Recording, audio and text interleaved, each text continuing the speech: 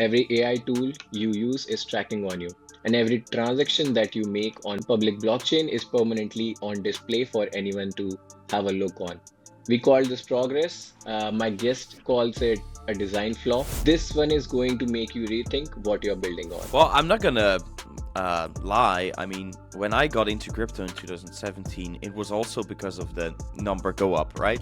That's Yeah, what got me in crypto in the first place, or at least what has had drawn my attention to it. yeah. Um, but that shifted quite quickly. How do you think, or what do you think people or founders rather are at risk when they are putting everything online, which is, almost 99% of the projects are doing right now? You can see a lot of crypto kidnappings, and it's Yeah. due to the fact that people's on-chain footprint is so visible. And you as a founder have a responsibility, also as a user, of course, but also as a founder, because users don't always know exactly what they're dealing with or what they're using.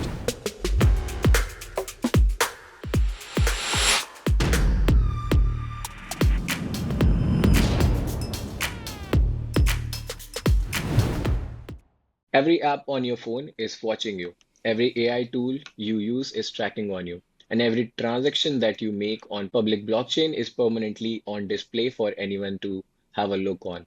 We call this progress. My guest calls it a design flaw. He has been fighting for financial privacy since 2017, built a community around it, and now heads the growth of the only chain where privacy isn't just a toggle, it's a foundation. This one is going to make you rethink what you're building on. Okay, so welcome back to Emergence Unchained. I'm Sagar, the founder of Emergence Media. Today's guest is Quinten. He's the head of marketing of growth at Zano and the founder of the community called Pursuit of Privacy in crypto since I think 2017. He's the kind of person who picked the lane when the lane wasn't even existing. So yeah, Quentin, welcome to the show. Excited to have you here. Yeah, thank you very much, Sagar. I'm excited to be here. I like the what you said, picking the lane You when it like the wasn't a intro? lane yet. It's not entirely true because, in fact, there were already a lot of privacy coins out there. Maybe it wasn't as popular as it is Yeah, now, but it did exist. But yeah. yeah. A very, very small lane or a very narrow lane rather. Yeah, cool. So first question on a personal note, as you already mentioned, I think 2017, we all know it was a very wild ride. People, they were always looking for the next X, right? And you, on the other hand, you picked probably the least favorite of all, the privacy sector. I don't think it was popular then. It is getting traction now, but it wasn't really popular back then. So what made you get into privacy, and what was the, aha moment of getting into privacy? Well, I'm not gonna lie. I mean, when I got into crypto in 2017, it was also because of the number go up, right? That's Yeah, what got me in crypto in the first place, or at least what has had drawn my attention to it. yeah, But that shifted quite quickly, like actually after already a couple of weeks or months, because I started to realize that if crypto is supposed to be some kind of a revolution for how we deal with finance and stuff, then why would we settle for transparency on these blockchains, right? yeah, So that's quickly how I found out about privacy coins, and that if you ask me, privacy coins are the true cryptos, the real cryptos. The rest really isn't, because of the design flaw in them, of course. Privacy coins have real purpose, right? I mean, transparency does have some purposes, but it doesn't belong in finance, in my opinion. yeah, Like, why would I post my bank statements publicly online, right? So you're not doing that. I'm not doing that. So why would we do that if we use crypto, for example? So yeah. for that reason, I got into privacy crypto quite quickly, and that's also how Pursuit of Privacy started. My own community, how I started to interact with all kinds of projects, privacy projects, and eventually in 2020 ended up with Zano, but already a bit earlier, I think already in 2019 or 2020, I followed the project, but more as a community member, an investor. Okay, okay. So this was the first project that you took in crypto, or you have worked with other projects as well? before Zano? Well, it all happened a bit gradually, right? It doesn't just happen from one day on another. So once I learned about privacy coins, I wanted to provide something to these privacy coins, right? Not just be like a silent investor, but also a contributor. And I'm not a developer, so I thought, what can Mm. I do to help out these projects? And that's how I started Pursuit of Privacy, which is like a community chat where all kinds of privacy-focused people are from all kinds of privacy coins, and it often has very interesting discussions and debates about privacy tech in it, and people just learn a lot there. And I started writing articles, doing interviews Okay. with all these projects, basically. Yeah. So and Zano specifically, what did you like in Zano? There were multiple coins I know that were into the privacy coins. What sets it apart for you? Well, like before, I worked for another project named Conceal. That was Okay. a very small project. It was the first project I worked for. So it started off as, with the community writing and interviews. And then I started working for Conceal, like on a part-time basis. And then a couple of years later, Zano appeared, basically. And I was already familiar with the project, of course. But they were just developers, really, really focused on developing, which is mostly the case with the most crypto projects where that are like tech heavy, right? And they didn't really have a marketing people for the project at all. And we started chatting, and that's how I got involved. And what had drawn me to Zano and why I wanted to be vocal about it with my real identity and all is because I immediately noticed that these guys are very humble, very smart too. They were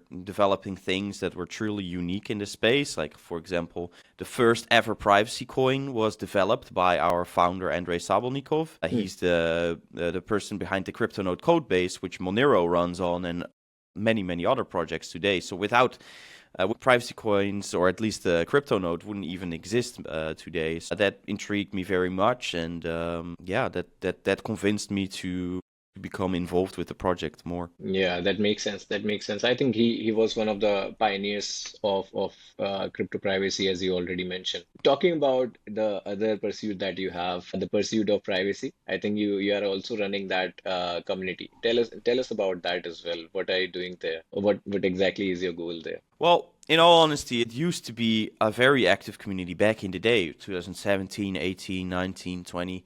But once I got more involved with Zano, I also need to sleep, Yeah, right? So yeah, of course. there's only so many hours in a day. Yeah. In all honesty, I'm not on top of it as much as I used to back in the day. Mhm. So also the community is a bit more silent now, or there's still chats happening on a daily or weekly basis. It used to be very flourishing community, but the content is still out there. You can still find it if you Google for Pursuit of Privacy. You'll see a lot of AMAs pop up with Vero, Pirate Chain, with Zano, with Conceal, with many, many privacy coins out there. And that was what the community was for, right? And still is for today. I think there's about 1,400 people in the chat from all Wow. kinds of privacy communities, and the privacy community isn't that large, right? It's a very small It's very, percentage of very the hard, very hard to get those people. How do you even find those people? that too, and the privacy community is a little bit of its own bubble, right? I think it's not Mm, even a percent of the crypto market cap. yeah. So although it should be way bigger in my opinion, and it will be way bigger Yeah. also in terms of numbers, but it's not there just yet. Cool. Great. Thanks for sharing all the details. Thanks for sharing the details around you, the project, and how you got into crypto. I think many of us they started with checking those prices and getting excited by how prices are fluctuating back then, and then silently and slowly and steadily finding their own purpose around it, which is how I also got into crypto as well. I also started my journey back in 2018. I was just, stumbling across different projects and found Bitcoin doing all-time high back then. So I was just wondering what is happening here. This is where I started my journey as well. As you rightly mentioned, I think back then they were almost zero opportunities in marketing. Like yourself, I had zero experience in marketing as well. I was just, going through different job profiles, and all I could find is having a developer. They are all looking for developers. So I just, went through different projects and started contributing my way. So yeah, this is how things are people entered in this space. So yeah, great to see. Let's start, and let me just frame the whole scenario that we are going to discuss more or less in this podcast, because this is something I believe is not being talked about more. When you call crypto, when you talk about the transparency, everything is on chain. And people, they don't really realize what are the flaws or what are the risks that the founder possess when everything is on chain. So as a growth guy, what do you think, or what do you think people, or founders rather, are at risk when they are putting everything online, which is, almost 99% of the projects are doing right now? Okay, so founders. Well, I mean, competitive exposure is the first thing, right? I mean, by Yeah. using or building a completely transparent blockchain, your competitors can see every treasury move, every on-chain partnership or whatever you might be doing, you're giving that away to your competitors. And also, when it comes to building transparent blockchains, I think you, as the creator as a founder of a blockchain, have a responsibility of protection over your users, right? And we've seen it a lot with the wrench attacks, for example, that have soared in 2025 and particularly 2026. It becomes even worse, especially in France. You can see a lot of crypto kidnappings, and it's Yeah. due to the fact that people's on-chain footprint is so visible. And you, as a founder, have a responsibility, also as a user, of course, but also as a founder, because users don't always know exactly what they're dealing with or what they're using. So I think you also have that responsibility as a founder. Yeah, that makes sense. I've been reading a lot around that as well, and see so many, footprints being tracked, and people are, till now they are paying the consequences. So yeah, which makes sense that what you are building on has a real use case, and we are going to unveil it further. So yeah, people that are getting into privacy, they often ask you, why not just use a mixer or any kind of, tools that are in the market already? Why build a whole protocol around it?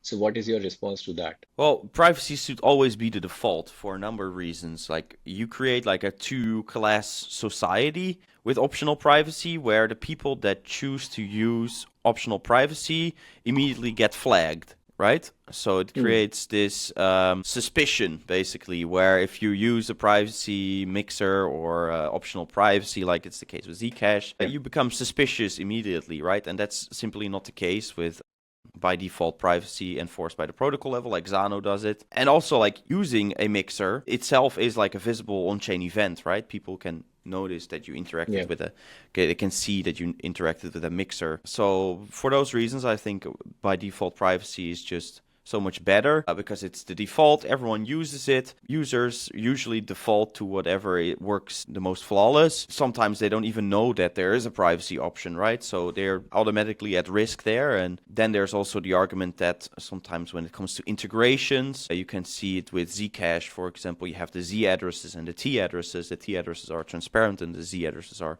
the shielded pool addresses of Zcash. And some exchanges or other services, they only accept incoming transactions from T addresses, right? So it also, yeah, limits the protocol basically. Yeah.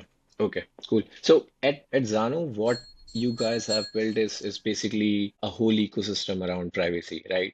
If I'm not wrong, you can launch tokens, you can launch stable coins. I think you can launch RWAs, NFTs, all of stuff on Zano, right? So can you tell me a bit about the whole ecosystem of Zano and what all is happening in there, and what do you have which is live right now? Yeah, so let's start with the confidential assets. So that's how we officially name them. They are Mhm. privacy tokens that anyone can create, both users or developers, very easily on the Zano blockchain. So it's a bit like creating a token on top of Ethereum, right? But instead, the tokens on the Zano blockchain are completely private, just like native Zano itself. So that means that you don't see amounts transacted, you don't see the addresses involved, you don't even see the asset type that was transacted. So all you see is that a transaction happened as an outside observer. And this is a very, very powerful technology, and you can use the confidential assets for all kinds of purposes, like you said, privacy stablecoins, but also wrapping assets on top of the Zano blockchain. I want to mention here, by using the word wrapping, people usually think of centralized custodians. It's not the case with Zano. I'll get into that as well. You can do private NFTs on Zano, in theory, also for real-world assets. So you can basically anything with finance that would benefit from privacy, you can tokenize it on Zano. And it's still early days. Zano is relatively not that big yet, not as big as the top 100 assets out there. I think Zano is number 200 something right now. So it's not big, but it's not small either. And it's growing really fast. So let's get into a bit of the practical things that already exist right now. So we have our own decentralized exchange, Zano Trade, which is running on Ionic Swap. So it's like true peer-to-peer swaps you can do with another user. You can also do peer-to-peer swaps directly from one wallet to another. So you're not even relying on any centralized infrastructure if you don't want to. Have a privacy stablecoin built on Zano named Freedom Dollar, which is really interesting. It's like an algorithmic over-collateralized stablecoin built on the Zano blockchain. And it's just so much better than USDT or USDC, because not many people know this, but USDT or USDC, it's like a backdoor CBDC. It's programmable money. The Tether Foundation, they can freeze your assets with just one press at the button, and you will never be able to use those assets anymore. So it's not actually your money, right? If you don't really have the full control over your money. Yeah. And that cannot happen with Freedom Dollar. Freezing is just not possible from a technical standpoint on Zano. Neither can you track the asset, right? You cannot see amounts and addresses, like I said. So you're completely private. Also, Freedom Dollar can prove their reserves via Zano's auditable wallets. It's like a special type of wallet that you can create and then share the view key with other people on the internet. And then the users can track what is inside this wallet and what is the in and outgoing transactions, but without being able to touch it or spend it themselves. And it also does not affect the privacy of the broader network in any case. So this way, Freedom Dollar can cryptographically prove that they have more Zano reserves than the Freedom Dollars minted, and it's completely private and it's completely censorship resistant. So I think everyone should look into this. This is one of the most popular use cases of confidential assets right now. Privacy stablecoins is like the holy grail of crypto, right? Especially for e-commerce and merchants, this is really, really interesting because, you know, privacy coins, they can be very volatile. Look at Monero, look at Zano. And if you want to accept that for the products that you're selling, you usually have to add like a 20-30% fee on top of it to protect yourself against those fluctuations. That's not the case with privacy stablecoins. So the case is very obvious why people should care about privacy stablecoins. We also have Bridgeless, which is also making use of the Zano blockchain. So it's a cross-chain bridge, basically, that allows you to bridge between a number of native blockchains. For example, Bitcoin, Ethereum, Solana, Ton, but also Zano. Zano is the first privacy by default blockchain plugged into it. So it enables users to bridge their Bitcoin and Ethereum and Solana and even DAI, which is a decentralized stablecoin. You can bridge all of that to Zano, but in a completely non-custodial and therefore censorship-resistant way, because there's never a centralized custodian involved in this bridging process, because bridge is quite complicated, but has its own layer 1, its own blockchain, and the validators, nodes of this protocol, they basically validate the transactions that happen on the bridge. And it's super interesting technology, because now you can bridge your Bitcoin, Ethereum, Solana, whatever is your favorite asset, and bridge it onto the Zano blockchain and upgrade it with the privacy of the Zano blockchain, right? So you can still be exposed to your favorite asset, if it's maybe Bitcoin or Ethereum, so you can still invest in it, but you don't need to accept the fact that you have to be transparent anymore. You can also hold it privately on Zano. So that's another really interesting use case. Yeah.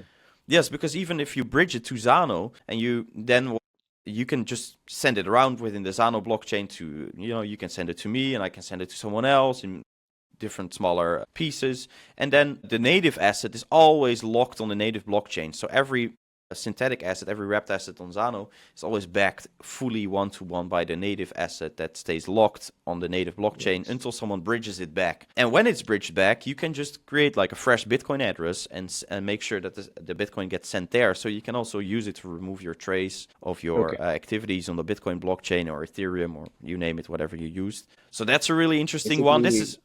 you're basically building a proxy address where you can send and receive all the Bitcoins and keep your original Bitcoin address safe from all the footprints that might be generated from different blockchains. Well, I mean, your complete on-chain history is visible in Bitcoin, right? So people can see Yeah. how much balance you have, where you send it to. So they can, like an outside observer, can still see, okay, you sent your Bitcoin to this address that belongs to the bridgeless protocol. Mm. So they can see that you use the bridgeless protocol, which is of course, like a design flaw of Bitcoin, but that's not something that we can control. But then once you're on Zano, everything is completely hidden. So there the trail Mm. stops. And then when someone bridges it back to a native Bitcoin blockchain, let's say I bridged half a BTC into it, and I bridge like many months later, I bridge 0.12 out back to the native Bitcoin blockchain. There is no link that or no indication that that is the same person. The link is broken basically. The trace is stopped once you bridge to Zano, and then you can just create a fresh pseudonymous Bitcoin address and send it there, and do your business with your Bitcoin once again. So you can use it to break the link, break the trace of your Bitcoin. So that's a Interesting. very powerful thing that can be of use to many people. And another thing that exists is Obscura, which is like a private NFT platform. Users can create their own private NFTs there. They're still working on the marketplace, so you cannot trade them yet. You can only mint them. But they're super powerful for like art and music that could be censored otherwise by other platforms. Not the case with Obscura. Real world assets, like you said, this is not live on Zano yet, but you could tokenize real world assets on Zano privately as well. So there's just so much that you could do with the I don't Zano think blockchain and you with are the doing confidential enough. assets. I don't think you are doing enough with Zano. I think you can build more. Well, I mean, yes, definitely more could be built. I mean, practically all of the token use cases that you can think of on Ethereum, you can apply to Zano as well, as long as adding privacy on top of it makes sense, right? So Hmm. now there's just like a handful of projects, I believe 12 projects building on Zano, but hopefully in the future there will be hundreds or maybe thousands, like it's the case on Ethereum. Yeah, yeah. So you mentioned about FUSD, right? And you mentioned a correlation with the CBDCs, right? So don't you think it will be counterintuitive because when you talk about governments, you talk about anything that is related to CBDCs as well. They are mostly, majorly asking for more details around what you are presently offering, right? It means more KYCs, more datas, more documents. So how does privacy fit into this? Are you not getting any pushback around there, or do you have a different client for that? I mean, of course, it's basically a choice, right? That is also why not many privacy protocols exist today. It's because of the severe pushback that they get from governments or other regulations that make it limits you as a project, right? For example, we Yeah, cannot get on the major centralized exchanges where yeah, most of the yeah, users are present, and those things limit you as a project because it's harder to acquire to get your hands on some Zano or Freedom Dollar than it is to get your hands on some Bitcoin or Ethereum, right? But that's not like something we would never do the trade-off where we, like, for example, some privacy projects even put like a backdoor in their protocol, which is bizarre yeah, if you ask me, because it yeah, yeah. it totally destroys, it obliterates the use case of privacy, because some of these protocols, I will not name shame them, but Yeah, they it's basically on have. web. It's on web already, right? We all have heard news around that Yeah, previously. I mean they have a backdoor key. So basically Yeah, they say, "Oh, all your transactions are completely private, but whenever a yeah, government knocks on our door, we can share this decryption key with the government yeah. that requested, and all your transaction details will still be exposed." That's super dangerous because What's the point even if then? you think the government does not have any malicious intent, this Hmm.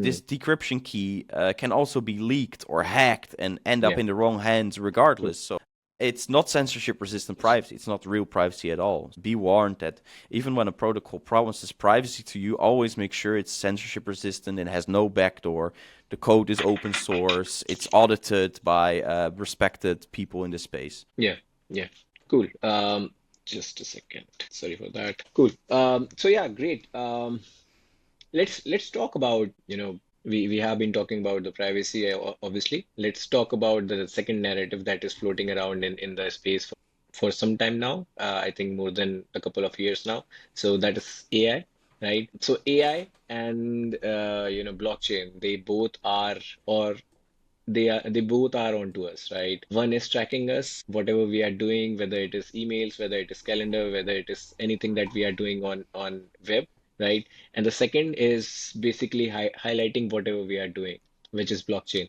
So do you think we have left anything within us, or do you think everything is going online and we have nothing to hide or keep private? And my concluding question will be, do you think Zano is coming at the right time when it was needed the most? Absolutely. You can see it around you everywhere. This is the reason why privacy is gaining popularity, in my opinion. Governments making the most bizarre movements and most bizarre restrictions on their citizens with digital IDs, CBDCs that are being worked on. There is plenty of reasons for people to be frightened a bit and look for alternatives, right? And I don't think you could say Zano has come at the right moment, as in we are not new.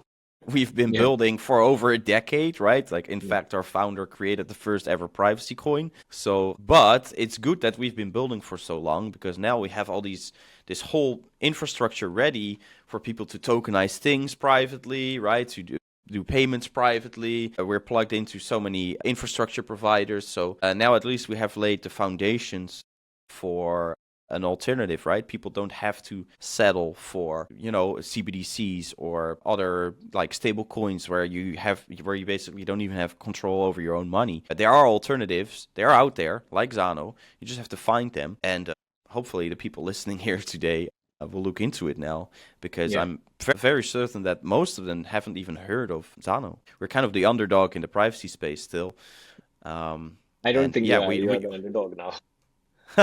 well, we're trying to get there, right? I mean, we have a whole plan in place to make sure that Yeah. in a few years from here, Zano will be one of the top privacy coins out there. Yeah. So you have been active in this space for a very long time. You have been doing a lot of spaces, a lot of podcasts and all those stuff, right? You have been vocal about it, right? Do you think we are finally changing the narrative of privacy or of how privacy used to be perceived as of now? And do you think we are still on that transition period, or do you think privacy has finally set itself apart from being a shady space or a gray area in crypto? I think we're definitely going in the right direction, right? But I don't think privacy will be widely accepted by everyone in the space simply for the reason that the government and the entities with the deep pockets, they basically push against it and not for it. So in my opinion, privacy always be kind of a niche in the crypto space, but that's fine. Let the smart people use it and Yeah, find it, right? So yeah, but we're definitely moving in the right direction. You can see that with the what you think of Zcash doesn't really matter here in this case, but with the pump that Zcash experienced last year, that at least like put some it gave some you attention exposure. back on the on all of the privacy coins and basically awakened the Yeah. debate around privacy coins and the need of privacy in crypto again. So I think that is a really good development for all of the privacy coins. Yeah, I think AI also played a vital role in that as well because it was almost parallel, right? When AI started the buzz, there was a huge buzz around Zcash and Monero and the privacy all of a sudden. So yeah, I think you could be thanking AI as well in terms of that. Cool. So let's talk about the next segment, which I'm really excited about because obviously it's around the project and the marketing side of things and how Sano has been building exponentially. We all have seen. I think we were just talking about it. I think while we are recording it in the last 7 days, I think it has jumped up to 55%, if not more, right? So let's talk to the head of marketing and can you please spill the beans for us because you are definitely in the one of the hardest space in crypto where everybody's seeing you with a different spec. I don't think you can run any Google ads, you can run any Twitter ads. I think majority of the KOLs might be turning down your offers in the previous days, obviously. So what worked for you in terms of growth? How do you take from zero to where Zano is as of now? So what worked for you? Well, I think the human aspect to it is very important, right? We've been very hard at work for many years building our network, like helping others out that will eventually help you out as well. And the Hmm. privacy space is quite a small space, but also like a warm space. People know each other, people willing to help each other out, at least the ones fighting for true on-chain privacy. So we have very, very good connections with many people in the space that care and work on the same issues, which is bring privacy on chain, right? So and there is, although the community is relatively small compared to the broader crypto audience, there is still a significant community around this, and it also depends on the audiences you're targeting, right? For example, we've been targeting the libertarians a lot because Hmm. they want to ditch the dollar and look for alternative ways, and that's how they end up with privacy blockchains and particularly Zano, right? And we have a lot of libertarians that have a big influence, big voice in the space that support us and that make content about us and that spread the word. And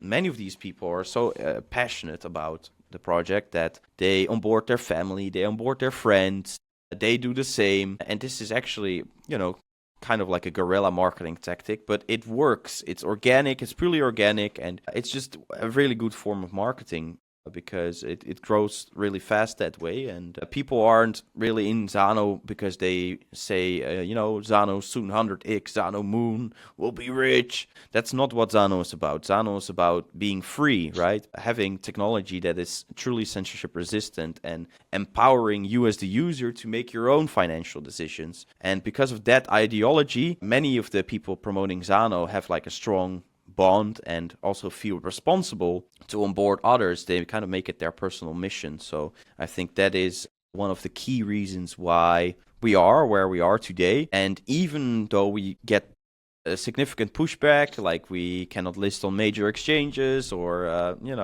people are a bit scared to invest in privacy coins for a number of reasons. There's still plenty of people that it also works a bit contradictive, right? People, they notice, okay, well, why am I not like, why is it so hard for me to get my hands on this particular piece of technology? And that Yeah. triggers a curiosity, maybe. So maybe it works against the people, against the forces that want privacy to not grow as well. So yeah. Yeah, that makes sense. I think I was having a conversation with the founder of Verge as well.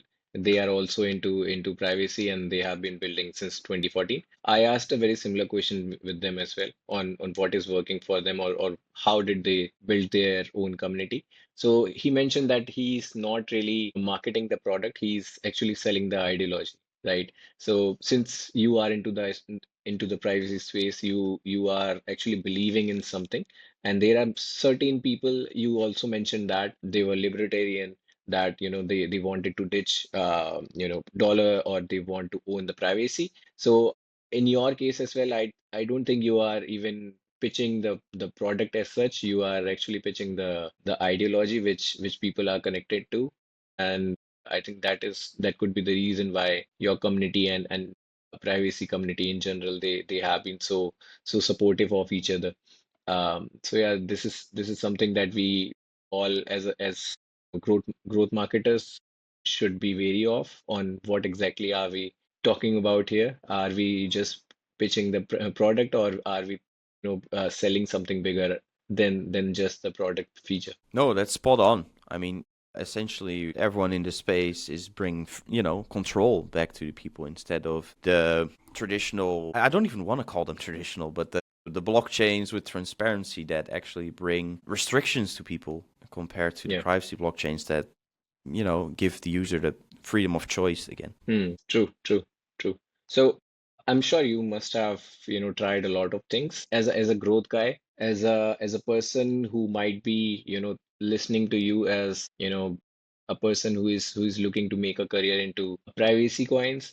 So can you tell me what did not work for you, or what are the things that you should not try if you are into growth or into marketing of a privacy coin or even a coin in general? Good question. I'd say don't burn your money on stupid things, Yeah, right? There's so many people offering all kinds of shitty services in crypto because they know like there's a lot of money present in crypto. And yeah, that's why it also attracts a lot of scammers and but also hackers, but also people offering like shady services that just don't work or like don't have the effect that you the desired effect that you had hoped for. So I'd say yeah, keep your money in your own pocket and make sure that what you're building like makes sense in the first place, and then look for people around you that like allies that have the same mission and keep an open mindset, like want to learn from others.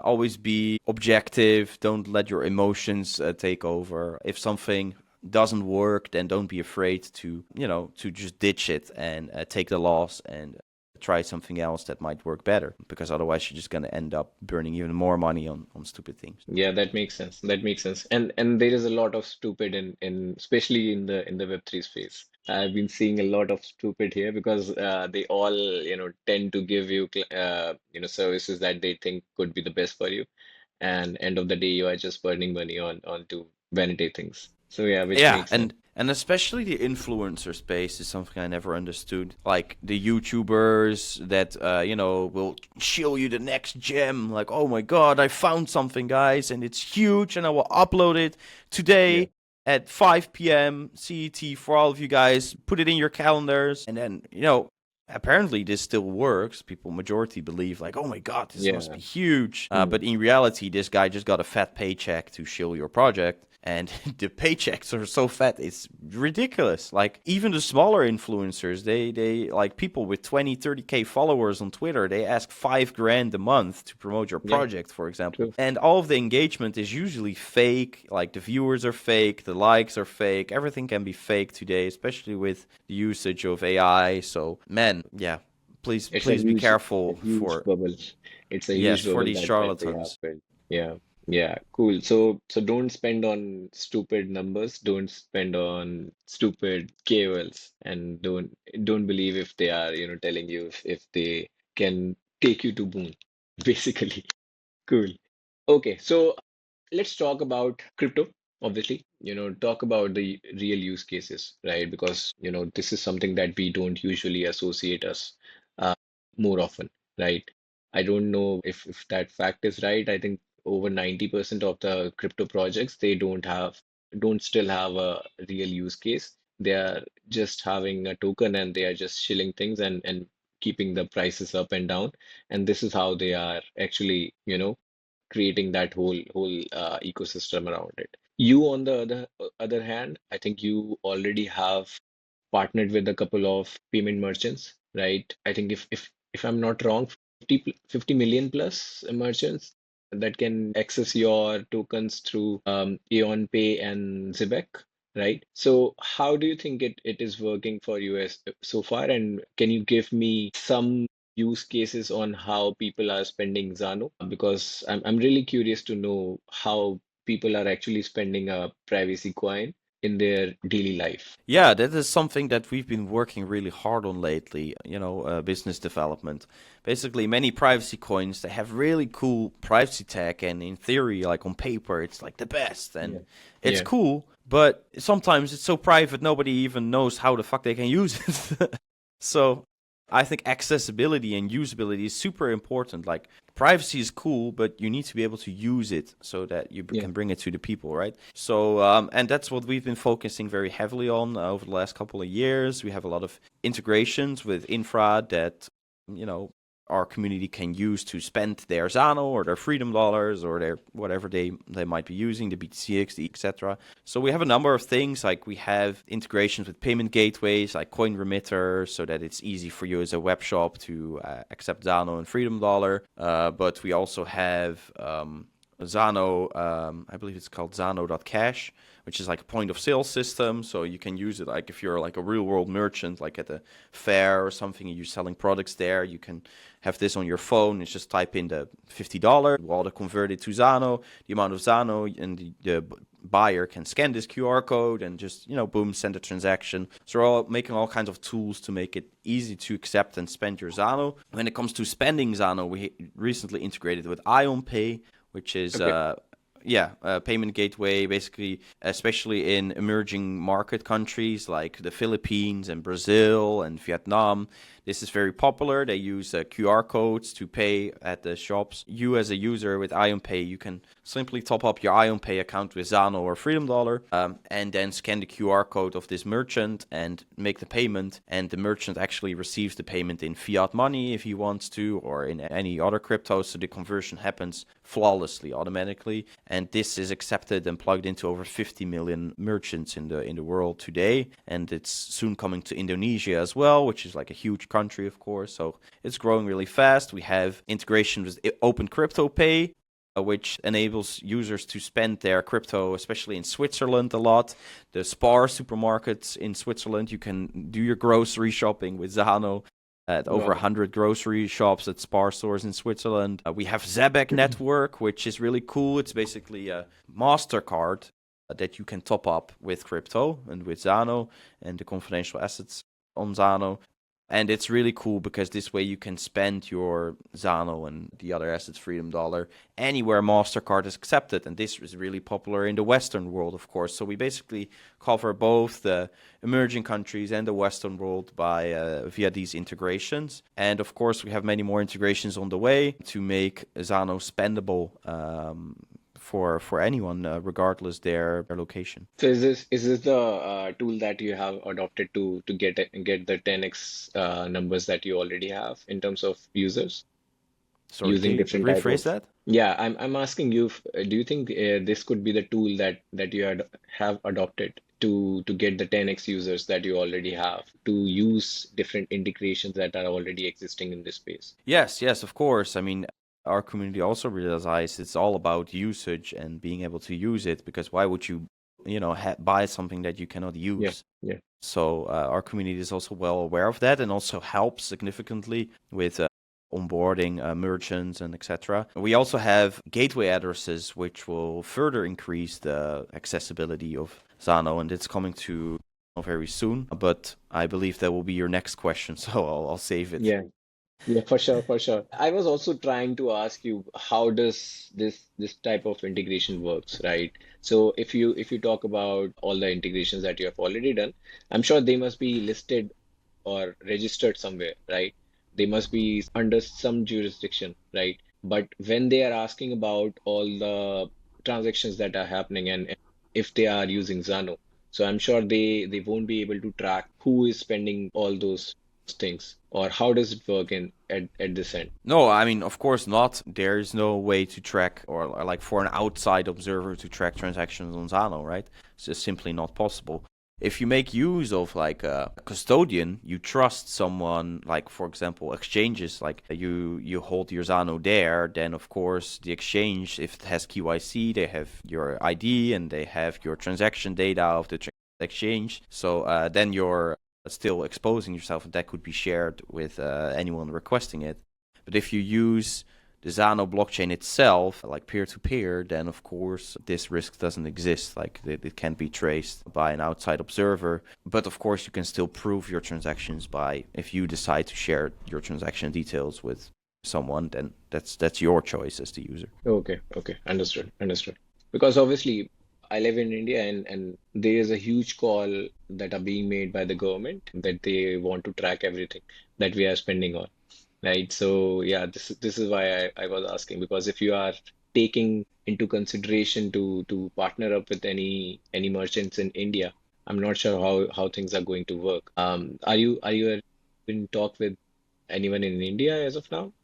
Is it working in your pipeline? Uh, we have a small community from India, but I'm personally not up to date about what payment in India uses, like the Mhm. majority. Do you guys use bank accounts mostly, or do you guys use QR codes at the. Yeah, right now we all have bank accounts, but the most that we have reached is having QR codes. It is very highly accessible in especially in the tier one and even in tier two now.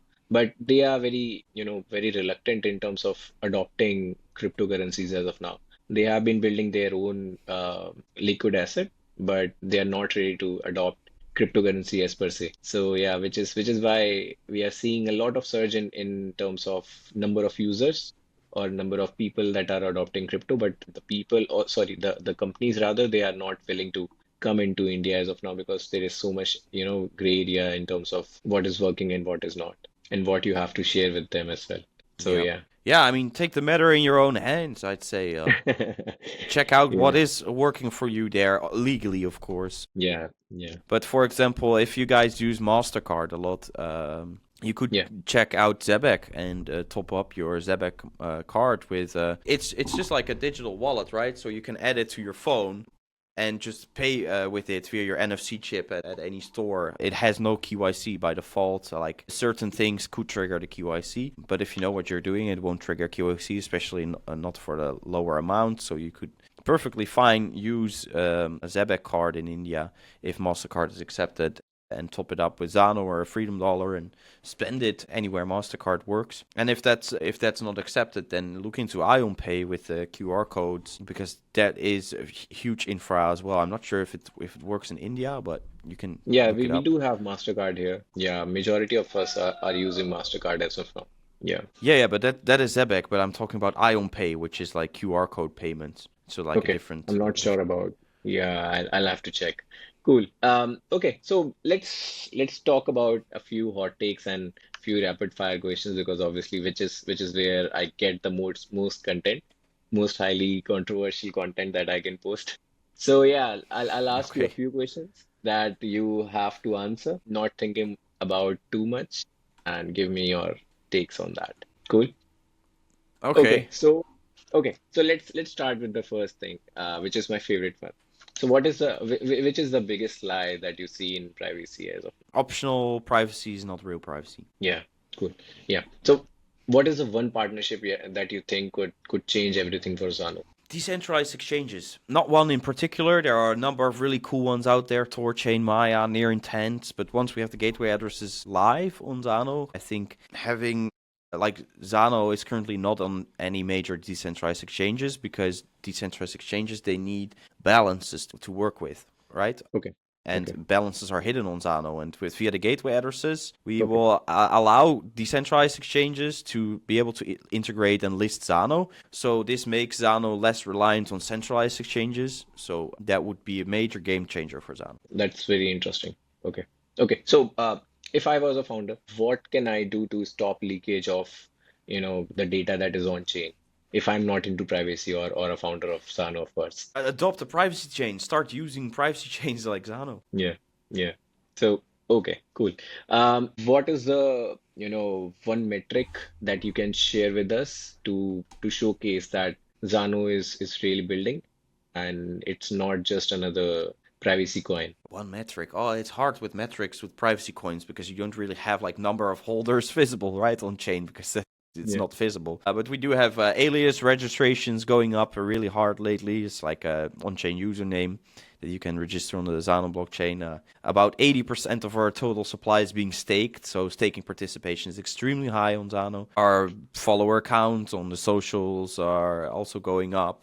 Yeah, I think those are the metrics that would show that Zano is winning. yeah, cool. So, if you were a growth person in a project that is just starting up and it is in the privacy sector, how would you start? If you want to start a project in the privacy space, a new Yeah, one, yeah, well, it depends on what will be the use case, right? What are you building then? yeah. Okay, okay. So you are not taking just privacy as a use case or the USP of the project. You want to go deeper as of now because previously they were just selling it as a privacy coin and people were just buying it if it is into privacy. Well, you have all kinds of use cases for privacy, right? You have people working on privacy infrastructure, you have people working on privacy for payments, like Monero, but you also have projects like Zano bringing privacy to tokens, right? So you can bring privacy to DeFi or real world assets or stablecoins. So yeah, there's a lot that you can do with privacy. Yeah, yeah, that's cool. Yeah, cool. So I think that is all from my end. I think we were just trying to keep it in under 1 hour, and I think we are almost going to touch it. So yeah, I'll just wrap it here, and yeah, I'll thank you, Quinten, first of all for giving us your time and sharing all the insights that you shared around privacy, around Zano and things that are doing in crypto in general. So yeah, it was a great conversation with you, and yeah, I'll stay in touch, and for people that are listening to this conversation, make sure that you are tuning into Zano project. They are building a lot of things that they already mentioned, and I'm sure they are going to give you more in the future. So yeah, I'll wrap it up here, and yeah, see you in the next one. Thank you. Bye bye.